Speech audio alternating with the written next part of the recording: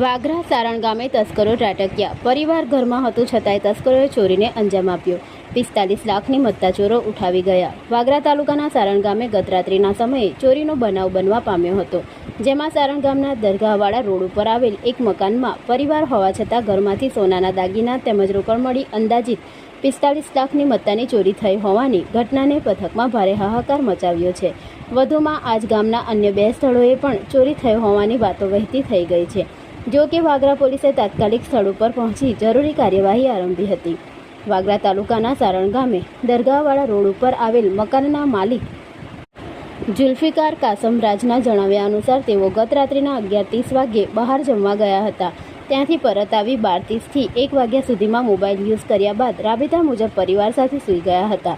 ત્યારબાદ 4:30 વાગ્યે તેઓની નાની છોકરીને દૂધ આપવા માટે ઉઠ્યા હતા, ત્યારે ઘરમાં રહેલો તિજોરીનો સામાન વેરવિખેર પડેલો જોઈ તેઓ ચોંકી ઉઠ્યા હતા। ત્યારબાદ તેઓએ ઉપરના માળે જોઈ તપાસ કરતા ઘરનો સામાન જ્યાં ત્યાં પડેલો નજરે પડ્યો હતો।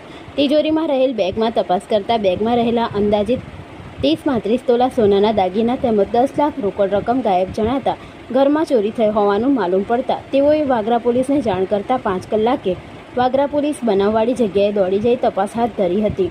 અંદાજિત 45 લાખની મત્તાની ચોરીનો અંદાજ લગાવવામાં આવી રહ્યો છે। આ સહિત સારણ ગામમાં અન્ય 2 સ્થળોએ પણ ચોરી થઈ હોવાની માહિતી આધારભૂત સૂત્રો થકી પ્રાપ્ત થઈ રહી છે। જો કે આ લખાઈ રહ્યું છે ત્યાં સુધી પોલીસ ફરિયાદ અંગે કોઈ માહિતી સાંપડી ન હતી।